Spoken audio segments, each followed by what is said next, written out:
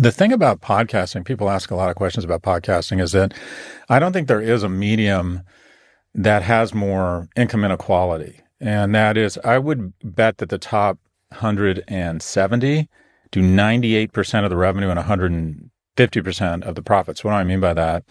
If you're not in the top 1,000 podcasts, it is not self-sustaining.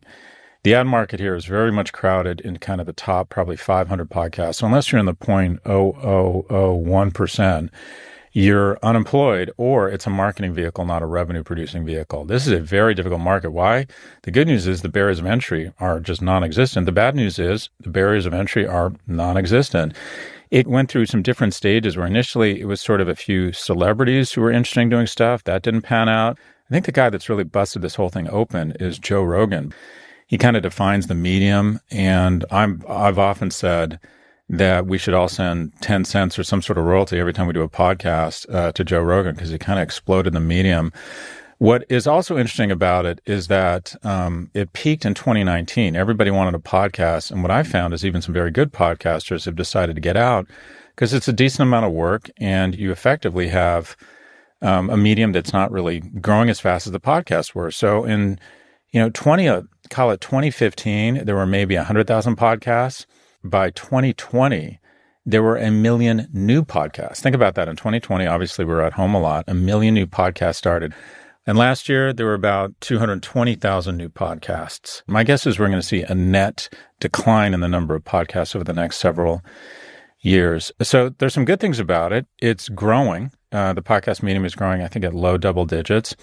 And it's getting pretty good CPMs. At Pivot and Prof G, we get about $40 or $45 CPMs, which is actually really good for anything that I guess technically is digital. It's even good for television or radio.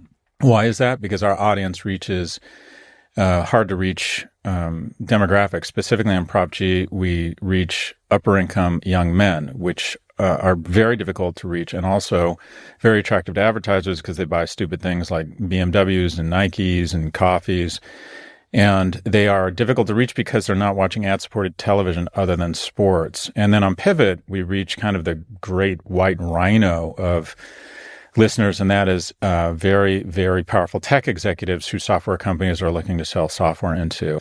I believe the market's coming back. Why? The key attribute, the key value out of podcasts, they can be the top 200 are relatively small businesses for media, but they're very profitable. Once you hit, you have a big production team at $500,000 a year or maybe $1 million a year. And then once you hit that, in terms of advertising, 80, 90% of it is gross margin falls to the bottom line. But even more than that, the reason why it gets higher CPMs is because it's intimate. What do I mean by that? When someone approaches me, I track this pretty carefully. If they come up to me and just start speaking to me, they don't even introduce themselves. They just come up and they're like, Scott? And I say, yes. And I turn around. How do I know this person? Because clearly they know me. No, I don't. It's the podcast. People believe that they know you.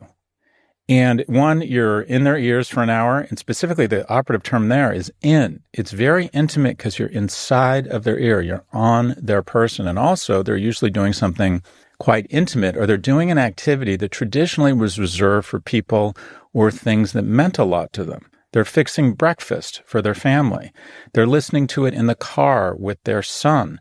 They're with their dogs on a walk. They're working out. Whatever it might be, it's usually a space or a time and space where they don't typically have strangers speaking to them. So when you're in their life that way, they feel as if they know you. And as a result, host readovers get twice the CPMs of inserted ads. Why? Because if they hear your voice continuing to read an ad, they're sort of interested in the ad. The skip-throughs, or whatever you call it, the percentage of people who actually listen to the ads, I think it's above 70%, and for some podcasts, it's 80 or 90, which makes no sense to me because people can skip the ads pretty easily, but people don't seem to mind when it's the host reading the ads. Anyway, so small but profitable business, still growing, unlike most of media outside of TikTok and kind of the digital guys.